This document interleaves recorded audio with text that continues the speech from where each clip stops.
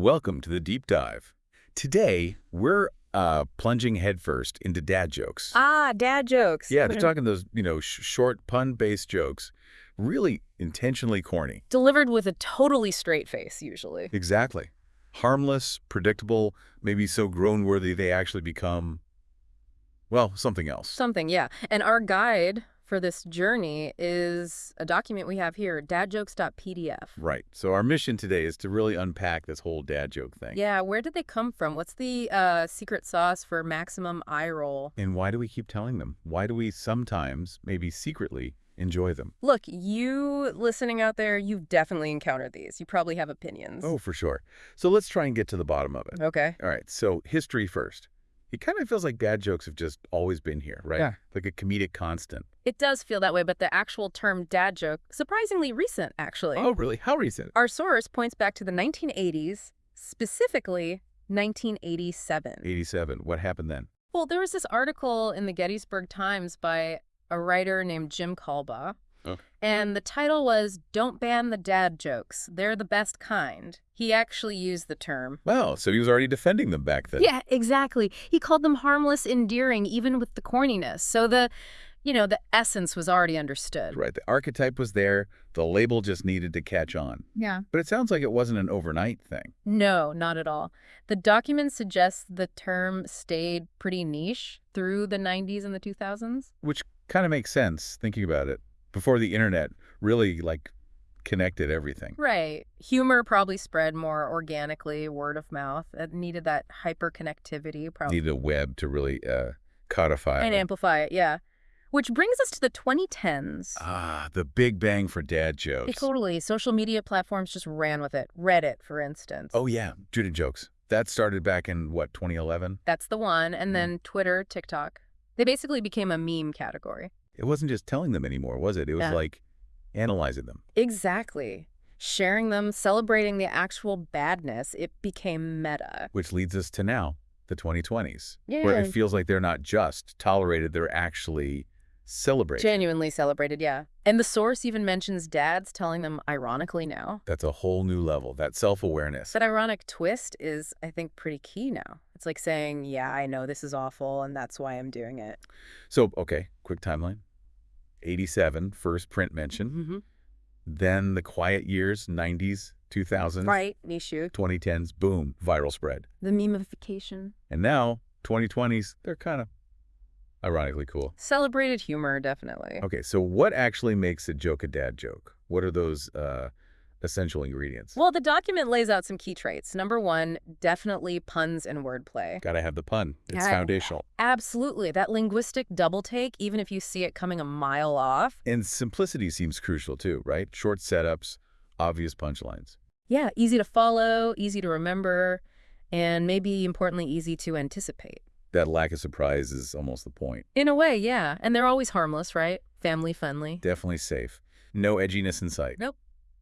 And then there's that intentional badness, the corniness. Like they're trying to be bad. And that earnest effort is just part of the awkward charm, you know? Yeah, totally. And don't forget the literal interpretations. Oh, right. Taking common phrases and just twisting them in the most straightforward, often illogical way. The source has some perfect examples. Like for the pun, I only know 25 letters of the alphabet. I don't know AE. You can just hear the delivery. And the literal twist. What do you call cheese that isn't yours? Nacho cheese. Classic. The timing is built right in. And for just harmless, corny. I'm afraid for the calendar, its days are numbered. It's so simple, so predictable, but that's the blueprint, isn't it? It really is. Okay, Yeah. so why do these work? Or, persist? What's the appeal? Well, several things, I think. Accessibility is huge. Meaning anyone can get them. Yeah, you don't need special knowledge. Even if you just groan, you get it. It's democratic humor. Right. And maybe that reflects, a desire for something shared in our kind of fragmented world. That's a good point. And there's that delivery, that charmingly awkward vibe. Definitely. The teller often knows it's bad, but commits anyway. Pretty low-stakes humor, isn't it? Totally. If it bombs, the reaction is usually mild. An eye roll, maybe a sigh. Not genuine offense or Yes, anything. exactly. And that creates a kind of bonding, doesn't it? That shared groan or chuckle. Yeah, that communal, Well, yeah. actually brings people together. And the document mentions this too, a kind of like ironic pride in appreciating how bad they are. Like you're in on the joke about the joke. Precisely. Yeah. Which, paradoxically, makes it kind of fun. All right, let's hear some then. The source has classic dad jokes. Hit me. Okay, classics. Brace yourself. Why don't skeletons fight each other? Uh-oh. Why? They don't have the guts. How? Yeah, okay. That's a classic. More. I'm reading a book about anti-gravity. And Impossible to put down. you know it's coming. You brace for it. Right. Why did the scarecrow win an award? Let me guess. Yeah. Something about his field. Because he was outstanding in his field. Knew it. Mm-hmm. It just lands with that specific thud. It does. What do you call fake spaghetti? Taste spaghetti. Gotta be pasta related. An impasta. The simplicity. It's almost elegant in its obviousness. Almost. Last classic. How does a penguin build its house? Penguin, dot house, igloo. It glues it together. Okay. Foundational texts right there. Ah. But we also have unique dad jokes. How are these different? They often have a slightly more specific setup or a slightly less expected angle, maybe. Still the same punchline feel, though. Okay, like what? Like, why don't calendars ever get tired? Calendars. Tired. They always have date nights. Okay, that's got a bit more. Whimsy, maybe. Whimsy. Yeah, that's a good word. Or this one. I told my suitcase we're not going on vacation. Okay. Now I'm dealing with emotional baggage. I like that one. It's more narrative. A little bit, yeah. Why did the coffee file a police report? Coffee. Police report. Mugged. It got mugged. Nice. A bit more visual. I named my dog 5 Miles so I can say I walk 5 miles every day. That's just wonderfully absurd, taking it totally literally. Isn't it? And one more from this list. Why did the computer catch a cold?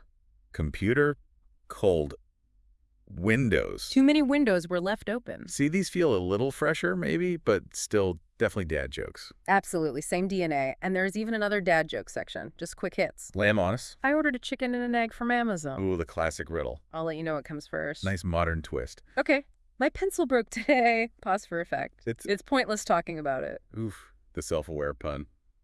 And lastly, why don't secrets last at the bakery? Bakery secrets. Rolls. Too many whisper rolls. What? You can just picture the proud grin delivering that one. Okay, so we get the what and the where. Let's dig deeper into the why. Psychology time. Right. The document mentions this idea, shared cringe, bonding. Shared cringe. That intentional, like, mild awkwardness, the groan it produces, it creates this low-stakes social discomfort that everyone experiences together. So the collective ugh actually pulls people closer, like a weird social ritual. Pretty much. It relates to something called benign violation theory. Benign violation. Yeah, the idea that humor happens when something feels wrong or unexpected, like a terrible pun, but it's ultimately harmless. Okay. So it's a violation, but a safe one. Exactly. That combo is key. It's a little jolt, but not threatening. And the source even suggests this could be good for kids, like building resilience. Yeah, it's a fascinating idea that experiencing and, surviving the cringe without taking it personally helps kids develop social coping skills. Like training wheels for awkward social moments. Sort of, yeah. Yeah. Learning to handle that mild embarrassment. Interesting. Okay, so they haven't just existed in a bubble, right? Yeah.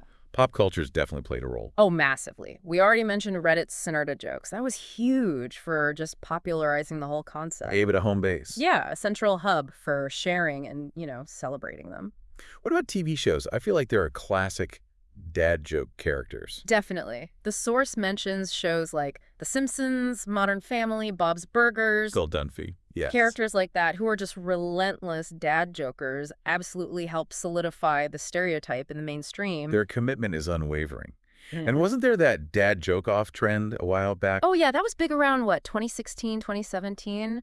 YouTube, TikTok. People trying not to laugh while telling awful jokes back and forth. Exactly. Places like LED Bible and Variety even did series on it. It became almost competitive. Right. Who could deliver the worst joke without cracking? The ultimate test of comedic endurance or something. Okay, let's get a little nerdy. Linguistics. Uh-oh. The source mentions phonological ambiguity. What's that about? It sounds complicated, but it's basically just about words that sound alike but mean different things, homophones, or single words that have multiple meanings. Dad jokes love exploiting this How so? because it lets them create that unexpected twist, that groan-worthy punchline. It's like the joke plays a trick on your ear or your understanding of the word. Can you give us an example? Make it clear. The absolute classic one is, time flies like an arrow. Okay. Standard phrase. Fruit flies like a banana. Ah, right. Flies sounds the same, means totally different things. Got it. That's the linguistic bait and switch. Okay. Shifting gears slightly, what about the philosophy of it all? What do your dad jokes tell us about humor itself? Well, the document suggests they kind of challenge the idea that humor has to be super clever or edgy or sophisticated to be, like, valid. They embrace the simple. Totally. They embrace predictability, even. And that makes humor accessible to almost everyone, you know. No insider knowledge needed. So it's not about status, like getting a really complex joke. Exactly. The source calls it humor for humor's sake, not status. It's not about being the funniest person. It's about sharing a light moment. A more democratic kind of funny. Yeah, there's a sort of goofy beauty in their earnestness, their lack of pretension. We even have a dad joke recipe from the source. What's in it? Okay, the recipe calls for 1 part pun, Essential. 0.1 part literal misunderstanding, Also key. a generous 2 parts earnest delivery that street faces vital, Gotta commit. and then the main ingredient, 3 parts audience groan. That sounds about right. What's the garnish? Garnished with the hopeful, get it? Or maybe one of those exaggerated bad laughs. Perfect. That earnest delivery really sells it, doesn't it? Yeah. Even when the punchline is obvious. It does. So we know why they might appeal, but let's talk about that cringe factor again. Why do they feel cringy so often? Yeah, what's the mechanism there? Well, most humor works by subverting expectations, right?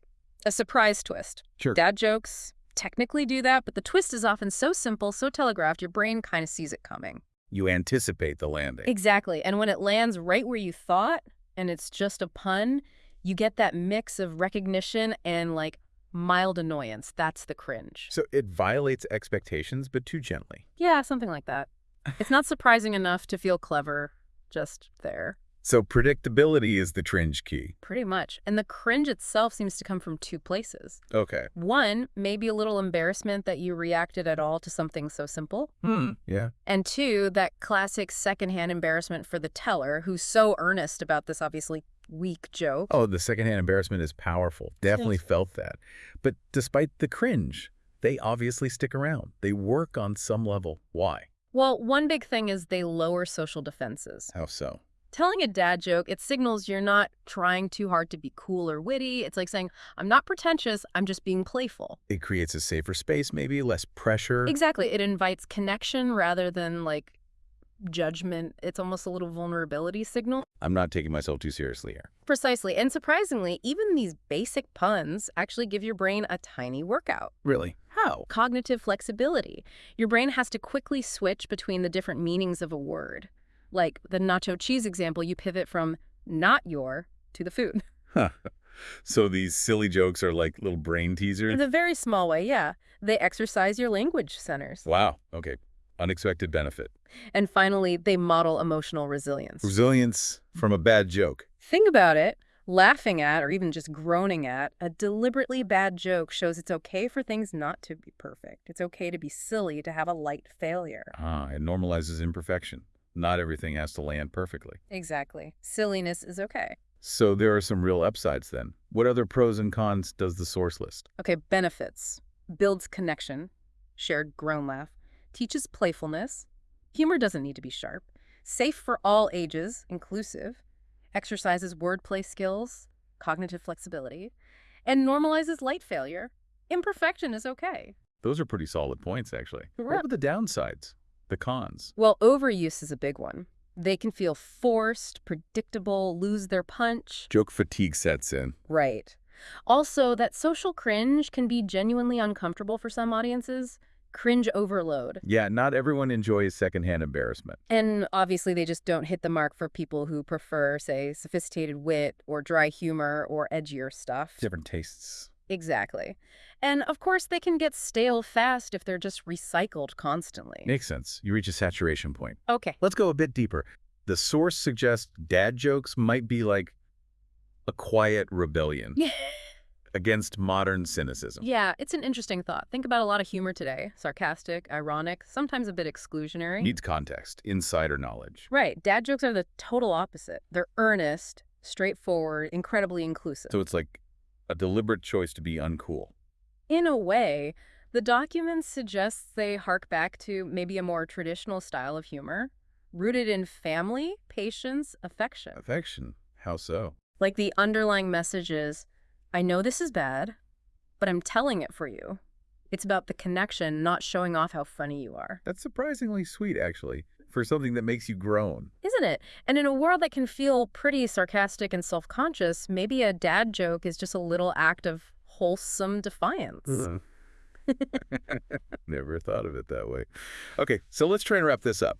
Key takeaways from our deep dive into the dad joke. Well, first, the cringe comes from that mix of predictability and earnestness, especially when we often expect humor to be clever or ironic. Right, it violates expectations, but gently. But they work because they create this safe, inclusive humor that weirdly strengthens social bonds, shared experience, even if it's a shared groan. And there are those unexpected benefits, too. Yeah, the cognitive workout, the emotional resilience modeling, though you gotta watch out for staleness and overuse. Definitely. And culturally. Culturally, they represent this little pushback against the need for humor to always be cool or edgy. So, yeah, way more going on than just a bad pun. A surprisingly complex little thing, the dad joke. Well, this has been genuinely enlightening. We've really dissected the dad joke, all thanks to the insights in dadjokes.pdf. It's clear they're much more than just groan fodder. Absolutely. At their core, they're like these little acts of affection wrapped up in bad puns. It's really about connection over competition, isn't it? Yeah, it's not about winning funniest person. It's an invitation, really. An invitation to just share a moment of silliness, to laugh with someone, even if it's at the joke itself. And they remind us, I guess, that you don't always have to impress. Sometimes a simple, maybe terrible joke and a grin are enough. And like the source says, an eye roll means it landed. A groan means you got it. Laughter's just a bonus. Exactly. There's no wrong reaction, in a way. It's fundamentally about being close. Yeah, and that's maybe something worth smiling about. Or cringing about together. Well said. Thanks for diving deep with us today. We'll catch you on the next exploration.